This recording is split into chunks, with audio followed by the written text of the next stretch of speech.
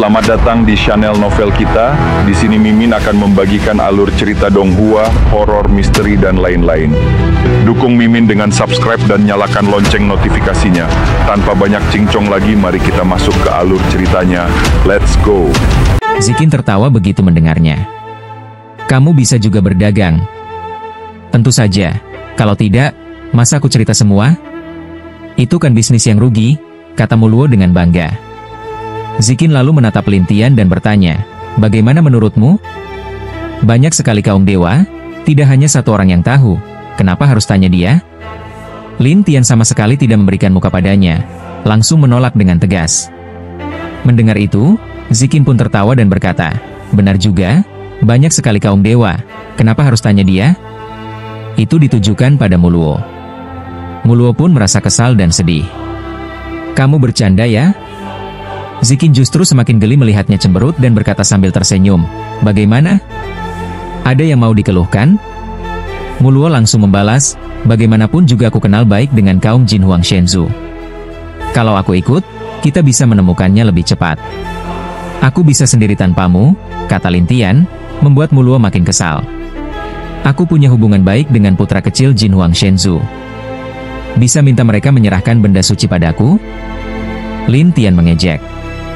Muluo jelas tak bisa, sehingga Lin Tian tertawa melihatnya bengong. Jangan naif, cepatlah pulang. Lin Tian menambahkan, kalau bukan karena aku meminjam benda sucimu, kau sudah kusir. Begitu mendengar soal benda suci, Muluo langsung berkata, ya, aku akan tetap ikut denganmu, menunggu hari aku bisa mengambil kembali benda suci itu. Lin Tian hanya tersenyum kecut. Bukankah kamu harus belajar? Kalau kamu mau menerimaku sebagai murid, aku pasti senang. Muluo memandangnya penuh harap. Tapi Lin Tian hanya tersenyum dingin, jangan naif. Muluo pun tampak lesu. Saat itu, Lin Tian kembali bersemangat dan berjalan keluar dari formasi. Zikin mencibir Muluo, kamu jangan terlalu memaksa. Toh percuma juga. Tidak, aku harus, kata Muluo, benar-benar keras kepala. Zikin hanya bisa menghela napas. Sementara itu, Lin Tian sudah berjalan ke jalan utama, melihat-lihat kota, dan langsung menuju ke kantor wali kota. Kota ini sendiri adalah kota suci Jin Huang, wilayah dari Jin Huang Shenzhou. Namun ketika Lin Tian dan yang lainnya sampai di gerbang kantor wali kota, mereka dihalangi oleh para penjaga. Mereka tetap keras kepala, mengaku bertugas menjaga kuil suci. Para penjaga itu sama sekali tidak takut, malah ada yang berkata, apa hubungannya sama kuil suci? Kami tidak takut. Benar, kami kaum Jin Huang tidak mengandalkan akademi manapun. Zikin tidak menyangka mereka begitu sombong, dan Muluo menimpali dengan senang hati, para murid Jin Huang Shenzhou memang tidak takut pada 4 akademi. Bagi mereka, kekuatan di balik itu lebih hebat. Kekuatan di balik itu? Zikin penasaran. Muluo segera memanfaatkan kesempatan itu. Di belakang kuil Jin Huang ada aliansi yang disebut Akademi Jin Huang. Mereka punya hubungan darah dengan Jin Huang Shenzhou, dan setiap murid kuil Jin Huang pasti dikirim ke sana. Zikin tidak menyangka ternyata Jin Huang Shenzhou punya latar belakang seperti itu. Lin Tian hanya tersenyum. Melihat itu, Muluo penasaran, kenapa kamu senyum-senyum? Lin Tian hanya cuek, membuat Muluo makin kesal. Kalau kamu hebat, buktikan. Aku mau lihat seberapa hebat kamu. Tapi Lin Tian menatap para penjaga itu. Kalau aku ingin bertemu pemimpinmu, bilang saja aku ada urusan. Kalau tidak, aku terpaksa pakai cara paksa. Zikin terkejut, bukannya kamu tidak suka kekerasan? Kalau tidak ada cara lain yang lebih baik, maka kekerasanlah satu-satunya jalan. Jawaban Lin Tian membuat Zikin tercengang. Muluo juga kaget. Serius? Kamu mau pakai kekerasan? Para penjaga malah menertawakan Lin Tian. Salah satu dari mereka berkata, bocah, coba saja kalau berani jalan setengah langkah. Begitu suara itu jatuh, Lin Tian langsung mengaktifkan Blood Breaking Skill dan God Fire Killing, 2 kekuatan yang langsung membuat pedang ajaib dan bayangan mengguncang tempat itu.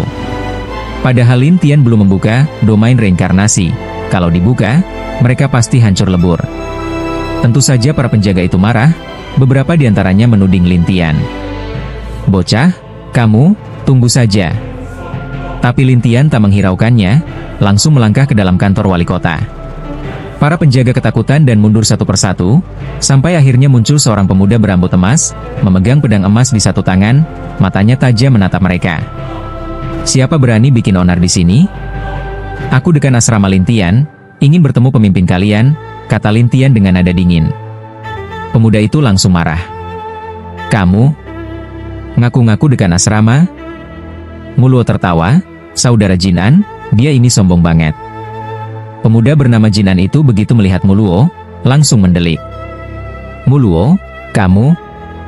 "Ya." "Muluo, adikku sering cerita tentangmu, katanya kamu orang baik." Sekarang kamu bawa orang bikin onar di tempatku?" Jinan marah sekali. Sebenarnya Muluo sengaja ingin memancing Jinan supaya mempermalukan Lintian. Namun malah jadi sebaliknya. "Dia bukan aku yang bawa," katanya kaku. "Kalau bukan kamu, kenapa kalian bersama?" Jinan menuntut.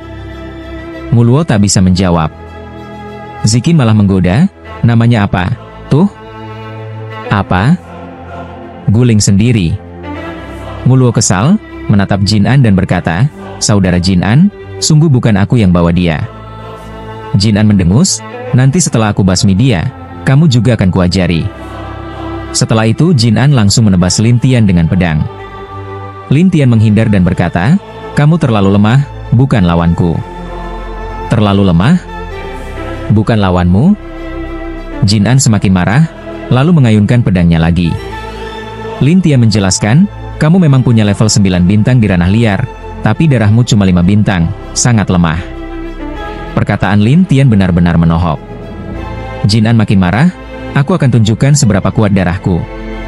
Setelah itu ia mengeluarkan darahnya, membuat pedang emasnya penuh aura, menjadi semakin tajam. Tapi Lintian hanya tersenyum. Pedang itu terbang ke udara, kemudian jatuh ke tangan Lintian. Semua orang tercengang. Muluo mengingatkan, dia bisa mengendalikan senjata orang lain. "Bohong." Jinan marah besar. Tapi Muluo hanya bisa menyesal. Dia sebenarnya ingin membantu Jinan, tapi malah membuat Jinan malu sendiri. Jinan menatap Lintian dengan benci. "Kau pikir kalau kau bisa menguasai pedangku, aku akan membawamu ke keluargaku? Oh, harus ku kalahkan dulu, ya?" Lintian mengaktifkan Duan Sui Shenshu dan domain reinkarnasi. Ketika kedua kekuatan itu aktif bersamaan, Jinan langsung merasa kekuatannya ditekan, dan saat dia menggunakan jurus pedang, kekuatannya langsung menurun drastis. Jinan terkejut. Siapa sebenarnya dia? Lintian menatap Jinan dan bertanya, "Masih mau lanjut?" Jinan sebenarnya tidak ingin melanjutkan, tetapi dia hanya bisa menatap Lintian dan bertanya, "Apa yang kau inginkan?" "Aku tidak ingin apa-apa, aku hanya ingin menemui ketua klanmu." Lintian terus menatap Jinan, membuat Jinan semakin khawatir. Lintian melanjutkan, "Kalau kau tidak mau mengantarku, aku bisa mencarinya dari ingatanmu nanti." "Berani-beraninya kau." Jinan membentak, tapi Lintian malah tertawa. "Kau pikir aku tidak berani?" Setelah itu, Lintian langsung melepaskan pembunuhan, mengaktifkan jurus pemecah darah, ditambah lagi dengan ranah reinkarnasi, membuat kekuatan Jinan terus melemah. Jinan pun panik, ia menatap Lintian sambil mengancam, "Aku tidak takut padamu. Kalau begitu, maafkan aku." Lintian berkata sambil menyalakan api dewa. Jinan yang melihat kobaran api itu langsung gemetar ketakutan, "Tunggu, tunggu." "Apa? Menyerah?" Lintian menyeringai pada Jinan, dan Jinan pun ketakutan, Aku menyerah." Lintian pun tersenyum, "Bagus sekali." Jinan tampak depresi, sementara Muluo pun merasa lega. "Baguslah kau mengaku kalah, Jinan. Kalau tidak, anak ini mungkin benar-benar akan bertindak." Jinan menatap Muluo dengan marah. "Kau bilang kau tidak bersama mereka?" Muluo mengangguk, dan Jinan kembali bertanya, "Kalau begitu kenapa kau bersama mereka?" "Itu..." Muluo tiba-tiba tidak tahu harus berkata apa, tapi Zikin maju dan berkata, dia ingin jadi murid Presiden Lin, tapi Presiden Lin tidak mau menerimanya. Akhirnya dia kesal sendiri. Muluo langsung merasa malu dan tidak tahu harus bicara apa. Jinan menatap Muluo dengan kesal, "Kau tunggu saja." Muluo buru-buru menjawab, "Kak Jinan, pergi sana, dasar tak tahu terima kasih." Jinan mendengus marah.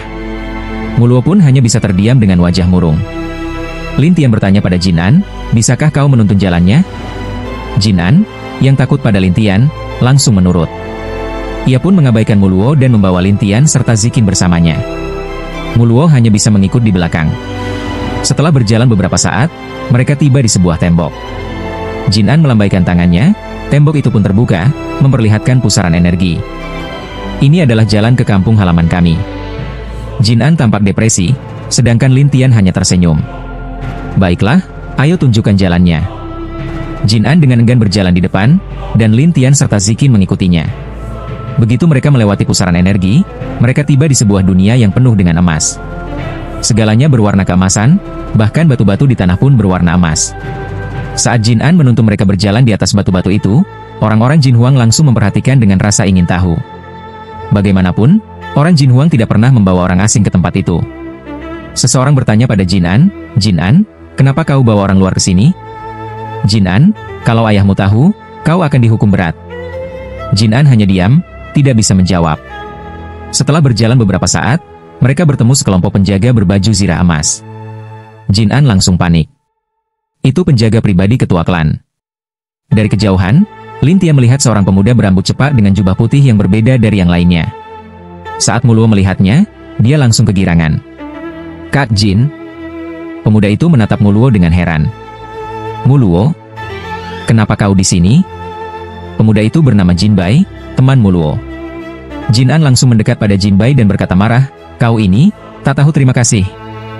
"Tak tahu terima kasih?" Jin Bai kebingungan. Jin An lalu menjelaskan semua yang terjadi. Jin Bai pun akhirnya mengerti.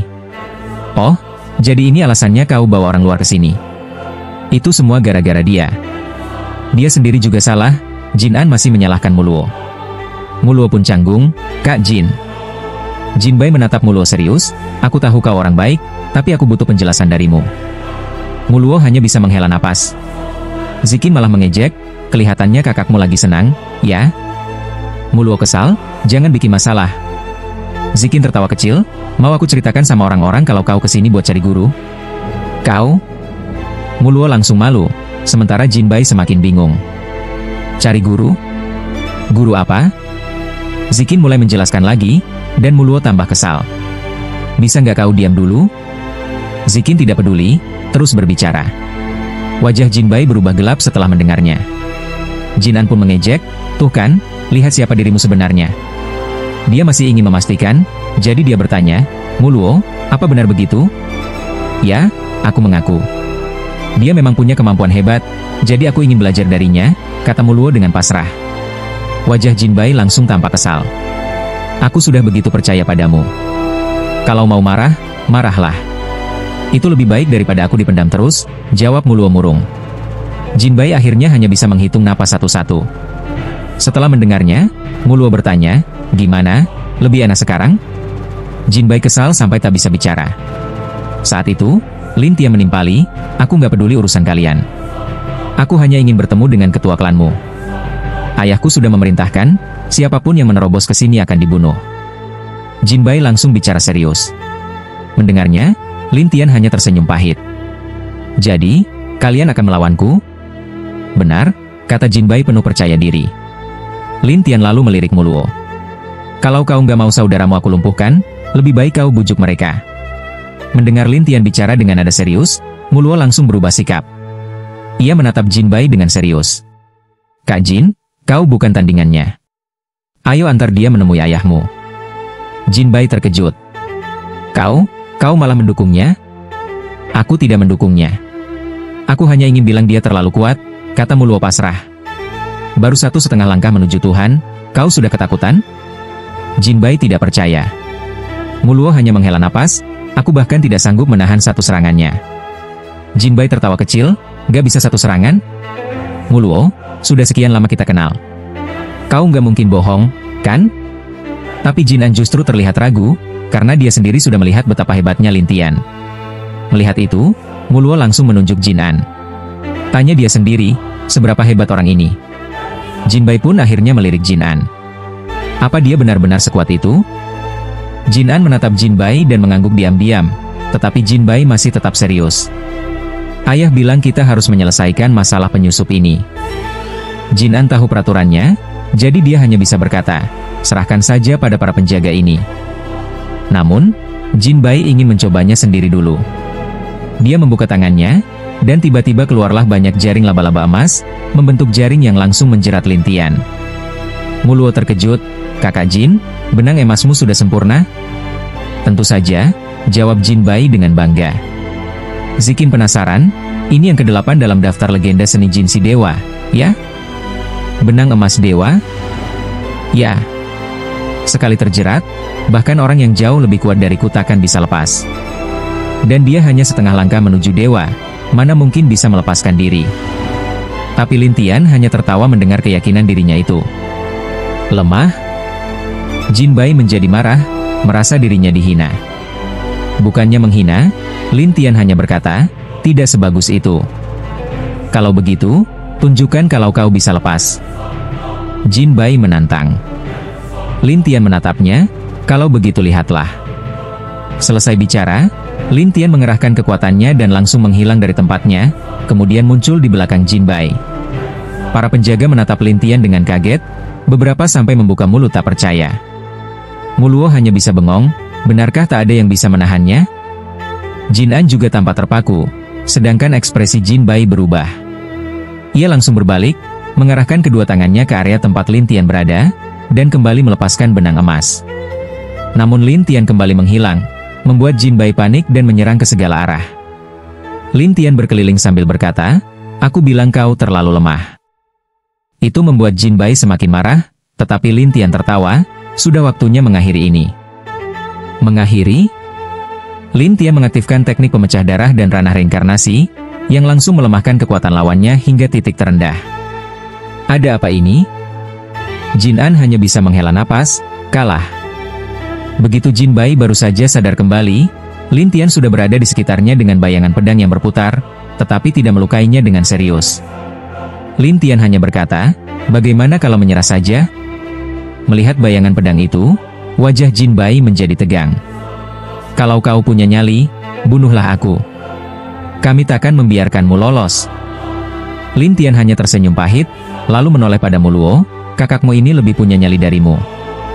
Muluo merasa dipermainkan dan hanya bisa menunduk lesu. "Lepaskan dia." "Lepaskan dia? Kenapa?" Lin Tian bertanya sambil tersenyum. Muluo hanya bisa berkata, "Apa maumu?" Tapi Jin Bai langsung menyahut, "Jangan munafik. Aku takkan berterima kasih padamu." Muluo makin tertekan, tidak tahu harus berkata apa, sementara Lin Tian menatap Jin An. "Pergilah panggil patriark kalian, atau dia akan mati di tanganku." Jin An dan para penjaga langsung berlari pergi, sementara para anggota Jin Huang Shenzhou yang ada di sekitar hanya bisa terkejut. Anak ini, siapa dia? Kenapa dia bisa begitu sombong? Aku rasa dia bukan orang biasa. Itu sudah jelas. Kalau ayahku datang, dia takkan berani. Jin Bai masih membusungkan dada, sementara Lin Tian hanya tersenyum. Jin Bai tetap menatap bayangan pedang itu dengan marah. "Tidak harus mati," kata Jin Bai.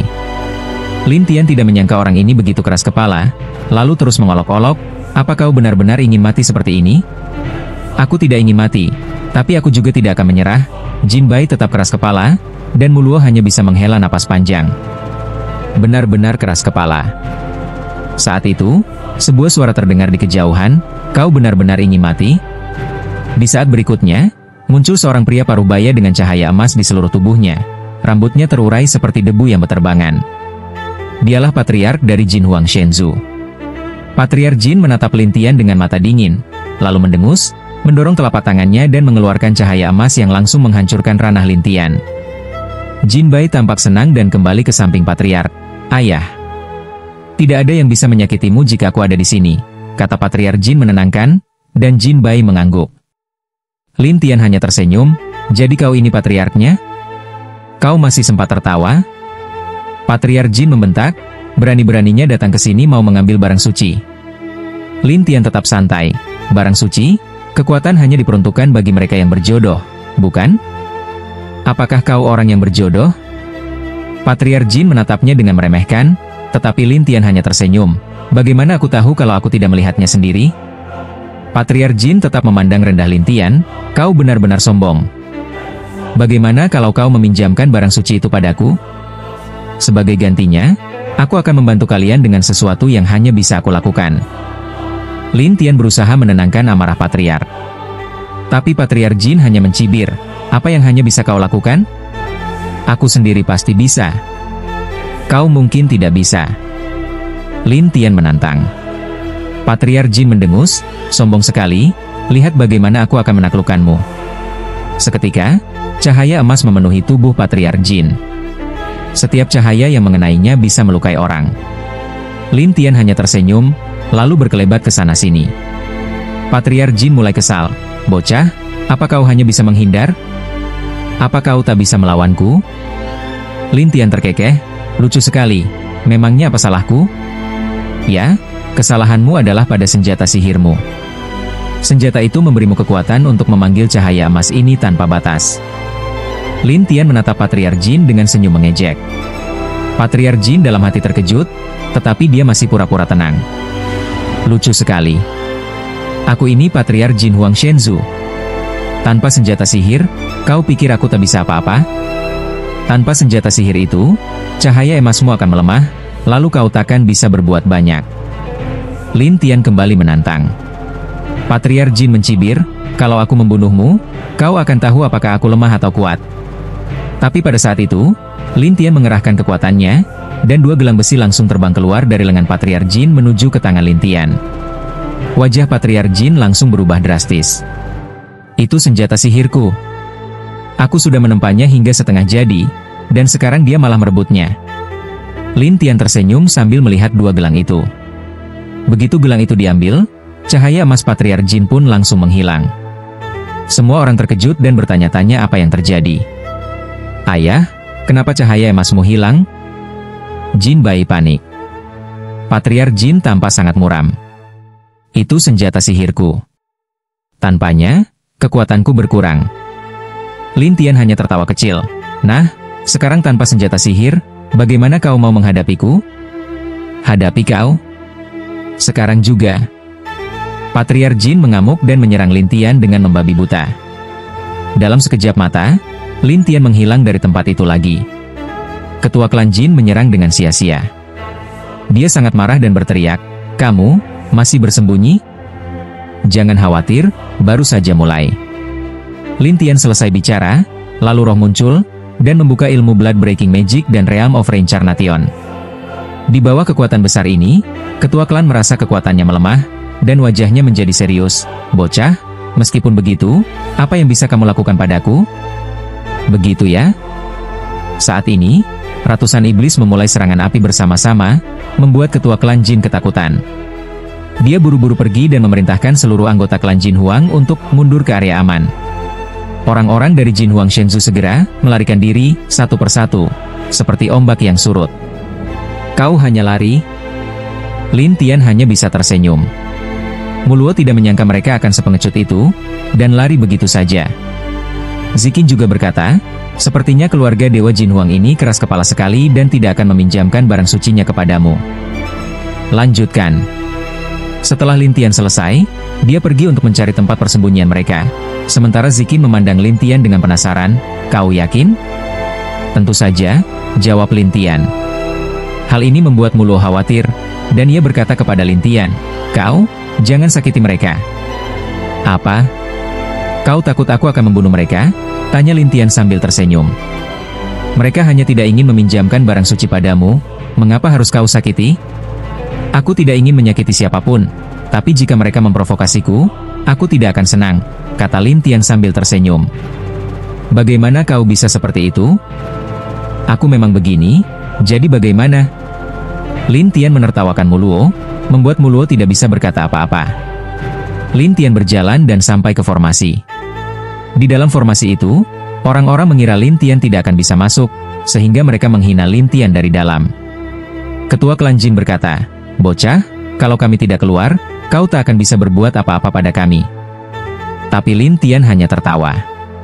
Muluo tahu Lin Tian adalah seseorang yang bisa menghancurkan formasi, jadi ia berteriak pada ketua klan Jin, ketua klan Jin, formasi ini, apa kau yakin dia tidak bisa menghancurkannya? Lucu, kau tahu seberapa kuat formasi ini? Ketua klan Jin percaya diri, sementara Jin Bai menatap Muluo. Muluo, Aku benar-benar bodoh dulu menganggapmu saudara. Muluo merasa tertekan, aku hanya memikirkan kebaikanmu. Apa kebaikannya? Jin Bai mendengus, sementara Muluo berkata, saudara Jin, aku tidak menyesal. Aku tidak akan percaya padamu lagi. Setelah Jin Bai selesai bicara, dia mengabaikannya, sementara Zikin menimpali sambil tersenyum. Bagaimana rasanya disalahpahami? Enak, kan? Muluo merasa sedih. Aku tahu, tapi aku tetap datang. Zikin mencibir, siapa yang menyuruhmu ikut? Muluo tidak tahu harus berkata apa. Ketua klan Jin mendengus, tunggu saja, aku sudah meminta bantuan dari aliansi Jin Huang. Sebentar lagi mereka akan mengirim ahli untuk membunuh kalian semua. Muluo terkejut, gawat. Zikin menatap Lin Tian sambil tersenyum, apa rencanamu? Serang cepat. Lin Tian tersenyum, lalu melangkah masuk ke formasi, membuat orang-orang di sana terkejut. Beberapa orang panik dan berkata, bagaimana dia bisa masuk ke dalam formasi? Jadi, apa yang terjadi?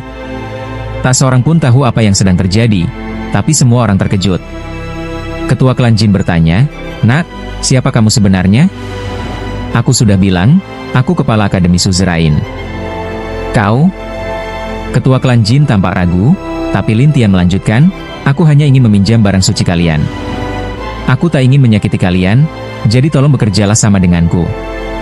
Dengan begitu aku bisa membantu kalian juga. Ketua klan Jin tidak takut pada Lin Tian, tapi ketika melihat Lin Tian siap bertindak, dia berkata dengan cepat, kau yakin bisa membantu kami? Tentu. Baiklah, di wilayah aliansi Jin Huang kami ada tempat yang menghasilkan buah sihir, tapi itu di tempat rahasia yang sangat berbahaya. Tidak ada yang berani masuk. Jika kau bisa masuk dan membantuku mengambil buah ajaib Jin Huang yang legendaris itu, aku akan meminjamkan barang suciku padamu. Lin Tian tidak tahu apa itu, tapi Muluo terkejut dan bertanya, Ketua klan Jin, benarkah ada buah ajaib itu? Benar, di tempat rahasia di wilayah aliansi Jin Huang, tergantung apakah dia berani pergi atau tidak. Ketua klan Jin berpikir, selain bisa mengusir Lin Tian, dia juga berharap Lin Tian akan terjebak di sana. Setelah mendengar itu, Lin Tian tersenyum. Baiklah, tunjukkan jalannya. Jalan? Kau benar-benar berani? Ketua klan Jin menatap Lin Tian dengan heran, dan Lin Tian tersenyum, kenapa aku harus takut? Mendengar ini, Ketua klan Jin tersenyum. Baiklah, aku akan membawamu ke sana. Setelah itu, Ketua klan Jin membawa Lin Tian ke formasi teleportasi, dan Zikin serta Muluo ikut. Jin Bai juga ikut, tapi dia masih menatap Muluo dengan kesal. Muluo merasa sangat sedih. Setelah sampai, mereka tiba di sebuah gunung dalam sekejap mata. Di gunung itu terdapat banyak istana, dan banyak orang yang berpatroli. Saat Ketua klan Jin dan yang lainnya muncul, sekelompok tetua segera muncul. Seseorang bertanya, Ketua klan Jin, apa Anda meminta bantuan? Ketua klan menunjuk Lin Tian. Setelah menjelaskan, para tetua itu menatap Lin Tian dengan marah. Tapi Ketua klan Jin berkata sambil tersenyum, semua, jangan marah. Dia akan pergi ke tempat rahasia untuk membantuku mengambil buah itu. Pergi ke tempat rahasia? Hanya dia? Beberapa orang langsung mencibir, sementara yang lain juga mengejek Lin Tian. Saat itu, seorang tetua berambut putih muncul. Ia membawa debu emas dan bertanya dengan serius, apa yang kalian lakukan? Saat melihatnya, semua orang langsung menghormatinya, Tetua Gujin. Tetua Gujin adalah tetua di sini dan yang paling berpengaruh. Semua orang segan padanya. Lin Tian bisa melihat bahwa kultivasinya tidaklah sederhana, tapi Gujin bertanya, aku tanya, apa yang kalian lakukan? Semua orang ribut membahasnya, dan Gujin memandangi Lin Tian dari atas ke bawah, apakah kau kepala suzerain? Ya. Lin Tian mengangguk, dan Gujin berkata pelan, aku punya hubungan lama dengan kepala suzerain lamamu, jadi aku menasihatimu untuk tidak pergi ke tempat rahasia itu. Itu sangat berbahaya. Tapi Lin Tian tidak menganggapnya serius. Ia tersenyum pada Gujin dan berkata, jangan khawatir, jika aku sudah memutuskan untuk pergi, tak ada yang bisa menghentikanku. Semua orang langsung tercengang, dan Jin Bai berkata kepada Muluo, guru yang kau hormati ini gila. Muluo merasa malu, sementara ketua klan Jin tersenyum pada Gujin, Tetua Gu, jika dia memang mau pergi, biarkan saja. Bagaimanapun juga, Ini sudah menjadi kesepakatan antara aku dan dia. Melihat semua tetua jin mengatakan demikian, Gu Jin tidak banyak berkata lagi, hanya berkata, "Baiklah, ikut aku." Semua orang langsung mengelilingi Lin Tian, sambil terus mencibir dan mengejeknya. Ketua klan Jin diam-diam senang. Sekitar beberapa saat kemudian, Lin Tian tiba di tempat rahasia yang dimaksud, yaitu di sebuah pohon besar yang berkilauan dengan cahaya ungu samar. Itulah tempatnya. Sesepuh Gu Jin menatap Lin Tian, sementara yang lain mengejek, "Bocah, takut ya?"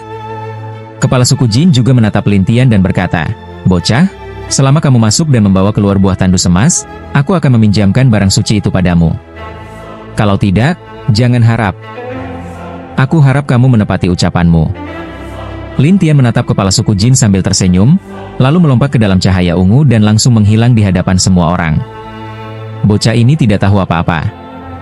Kepala suku Jin mendengus, dan sesepuh Gu Jin mengerutkan alisnya. Sementara itu, Zikin menemukan tempat untuk duduk, tetapi Muluo penasaran, "Kenapa kamu tidak pergi? Mau kemana? Lihat saja, dia pasti mati di dalam," kata Muluo. Tapi Zikin malah tersenyum, "Kalau dia selemah itu, apa kamu mau dia jadi gurumu?" Muluo tahu Lin Tian kuat, tapi jelas tempat rahasia itu tidak sederhana. Jadi dia ragu dan berkata, "Siapa yang tahu?" Saat itu, Jin Bai mendekati Muluo dengan wajah marah. "Mulai hari ini, kita bukan teman lagi. Saudara Jin, jangan begitu dong." Muluo kecewa, tapi Jin Bai tidak peduli, hanya menatap Muluo dan berkata, "Pokoknya ini salahmu karena membawa orang ke keluarga kami dan bikin keributan hari ini. Aku nggak bawa dia. Dia datang sendiri." Tapi Jin Bai tidak peduli, dan Muluo hanya bisa menghela napas, percuma. Sementara itu, kepala suku Jin sedang senang hati, "Ayo pergi." Setelah itu, orang-orang dari klan Dewa Jin Huang pergi satu persatu, begitu juga yang lainnya, karena mereka percaya Lin Tian sudah mati atau terperangkap di sana dan tidak bisa keluar. Namun Gu Jin menatap Zikin dan Muluo, "Kalian gak pergi? Kalau dia gak keluar, aku juga gak akan pergi." Zikin menjawab yakin. Gu Jin penasaran, "Kamu percaya banget sama kemampuannya?" "Tentu saja." Zikin tersenyum, dan Gu Jin hanya berkata, "Kalau begitu, aku juga mau lihat." Zikin dan Muluo sedikit terkejut, sementara Gu Jin menutup matanya, tetapi dia bisa melihat keadaan di dalam tempat rahasia itu. Di dalam tempat rahasia, Lin Tian berdiri di antara pohon-pohon buah yang penuh dengan buah-buah keemasan. Melihat buah-buah itu, Lin Tian heran, "Buah tandus emas?" Lin Tian penasaran dan berniat memetik buah itu, tapi ia terkejut karena saat ia ingin menyentuhnya, buah itu malah menghilang. Lebih dari itu, ada serangga-serangga emas beterbangan, dan mereka berdengung di sana, tampak sangat berbeda. Tapi Lin Tian tidak terlalu peduli.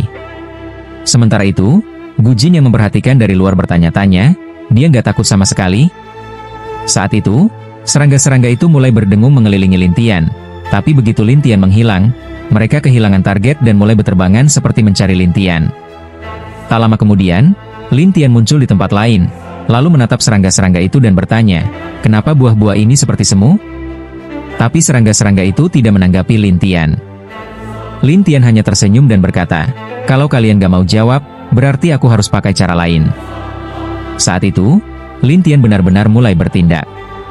Begitu roh darahnya muncul, Lin Tian langsung menggunakan jurus Blood Spirit Break dan Reincarnation Domain.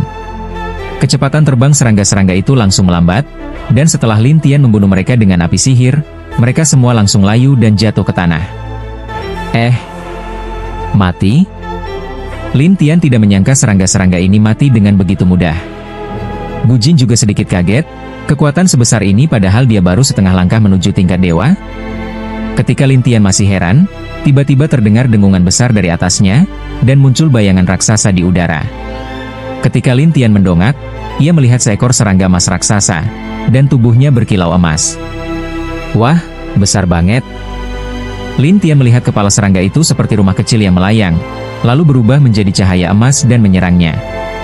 Kalau saja Lin Tian tidak cepat menghindar, ia mungkin sudah tertabrak. Ketika Lin Tian muncul lagi, serangga raksasa itu berubah menjadi seorang pemuda yang menatapnya dengan dingin. Lin Tian melihat wajah pemuda itu dan langsung tertawa, "Jangan menatapku seperti itu. Siapa kamu? Kenapa kamu menerobos tempat kami?" Serangga itu marah, dan Lin Tian hanya tersenyum menatap wujud emas pria itu. "Kamu jelek banget," kata Lin Tian dengan santai. Pemuda itu mendengus, "Jangan banyak omong." "Oke," aku jawab. Lin Tian tersenyum, dan pemuda itu menatap tajam. "Cepat katakan." "Aku kesini untuk mencari buah tandus emas. Di mana aku bisa menemukannya?" Lin Tian bertanya. Pemuda itu menatapnya tajam. "Kamu cari buah?" Lin Tian melihat ke sekeliling. "Kenapa? Ada masalah?" "Buah-buah ini kami rawat dengan susah payah. Mana mungkin kami memberikannya padamu?" Pemuda itu berkata dingin. Lin Tian tersenyum. "Begini saja, kamu kasih aku satu, aku akan kasih sesuatu sebagai gantinya." "Tidak butuh." Pemuda itu marah, tapi Lin Tian bingung, kenapa susah banget diajak bicara? "Aku tidak akan kasih buah apapun padamu. Jadi, jangan harap." Pemuda itu menegaskan. Lin Tian menatap pohon-pohon itu dan berkata, "Kalau begitu, aku akan menghancurkan hutan ini." Pemuda itu langsung marah, "Berani-beraninya kau." Lin Tian tak menyangka pemuda itu begitu peduli pada pohon-pohon ini. Dia langsung mendekati salah satu pohon dan berkata dengan senyum sinis, "Percaya nggak, aku bisa bikin pohon ini layu?" Pemuda itu langsung berteriak, "Coba saja." "Itu kata kamu sendiri ya?" Begitu Lin Tian selesai bicara, ia langsung mengaktifkan kekuatan devouring, dan kekuatan pohon itu langsung tersedot habis. Tak lama kemudian, pohon itu mulai mengering. Melihat ini, pemuda itu terkejut dan menatap Lin Tian dengan tak percaya. Gu Jin pun terkejut, orang ini, bagaimana bisa membuat pohon-pohon itu layu? Lin Tian hanya tersenyum pada pemuda itu dan berkata, "Gimana? Mau diajak bicara baik-baik nggak sekarang?" Tapi pemuda itu malah menatap Lin Tian dengan marah, lalu muncul sisik emas di sekeliling Lin Tian, dengan cepat menutupinya. Lin Tian menatap sisik-sisik itu dan bertanya, "Apa-apaan ini? Kamu mau menjebakku dengan sisik ini?" "Benar. Aku akan membunuhmu dengan sisik ini."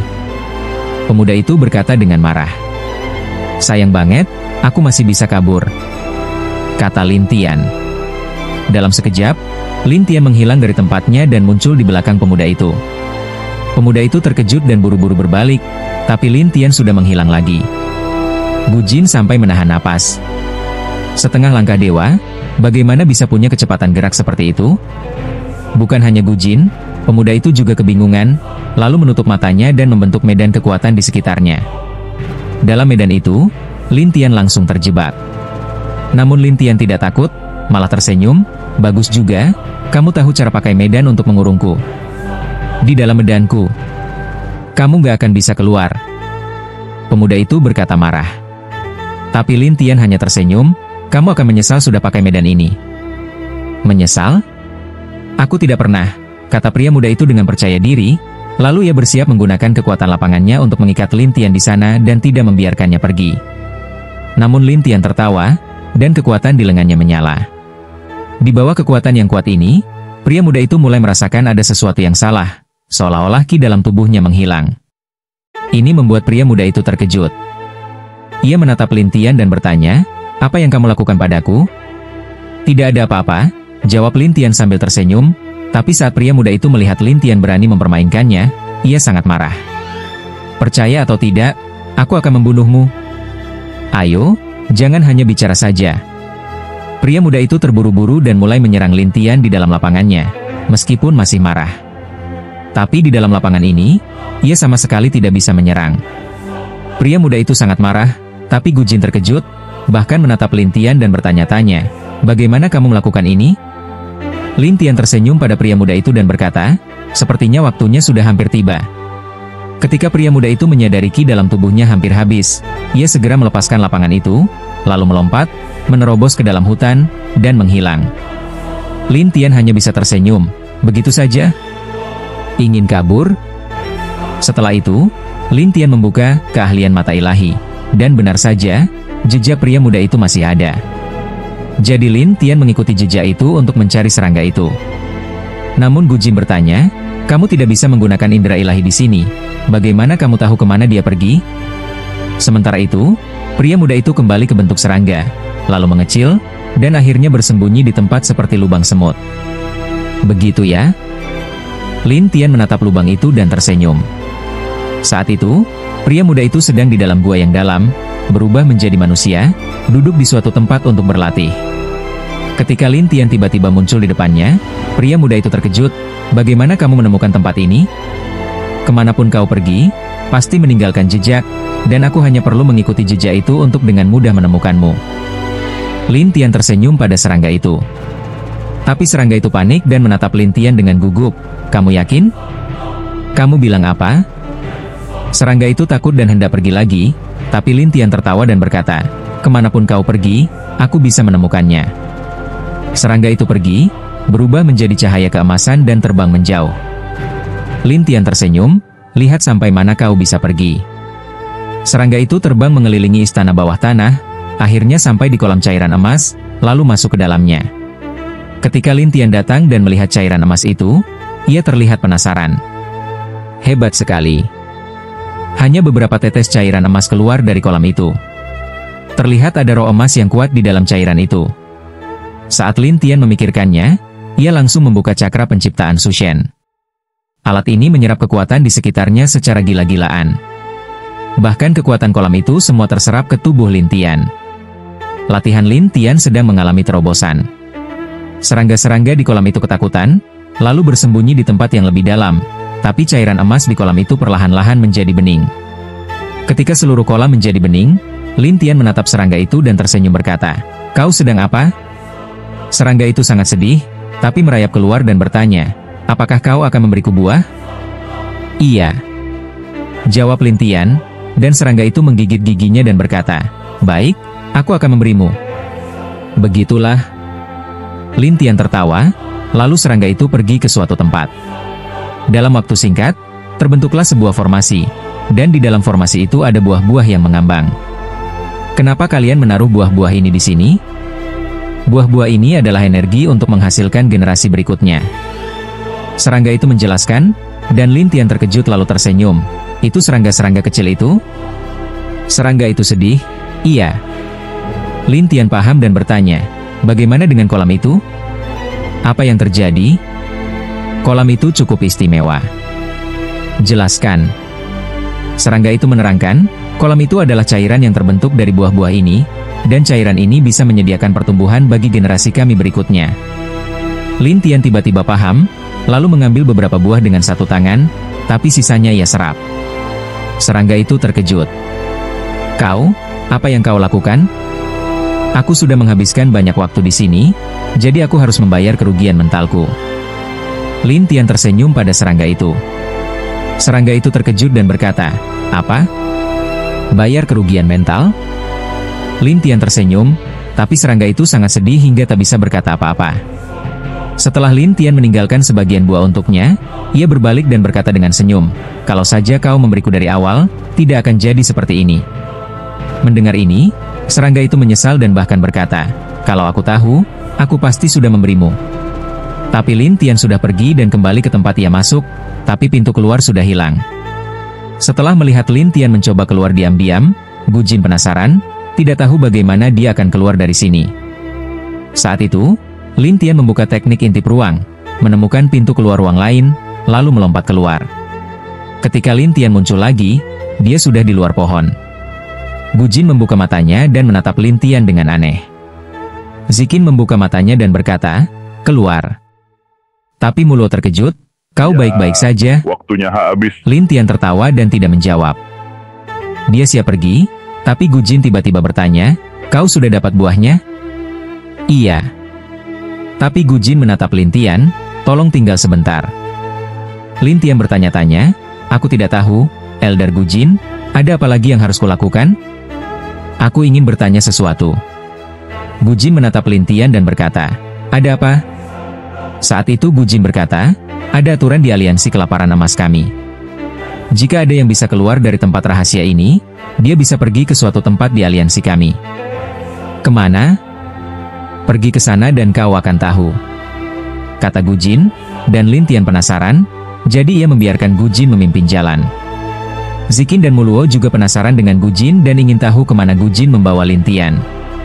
Beberapa saat kemudian, Lin Tian dibawa ke sebuah loteng tua, yang hitam, tapi beberapa retakannya berwarna emas. "Kau masuk," kata Gu Jin pada Lin Tian, dan Lin Tian penasaran. "Aku?" "Iya, kau masuk sendiri," suara tua itu berkata, dan Lin Tian bertanya-tanya, "Di mana sebenarnya ini?" "Kau masuk dan kau akan tahu." Gu Jin tidak banyak bicara. Lin Tian tampak penasaran dan masuk loteng itu sendirian. Tapi Muluo tak tahan bertanya, "Elder Gu Jin, kenapa kau membiarkannya masuk?" Aku bilang, siapa saja yang bisa keluar dari tempat rahasia bisa masuk. "Apa yang ada di dalam?" Aku cuma bilang, "Kau tahu kalau sudah masuk." "Aku juga tidak tahu," jelas Gu Jin. Wajah Muluo murung, tapi Zikin penasaran menatap Gu Jin. "Jadi, siapa yang membuat ini?" Ya, waktunya habis. Bersambung ya bos. Besok kita lanjut lagi, oke?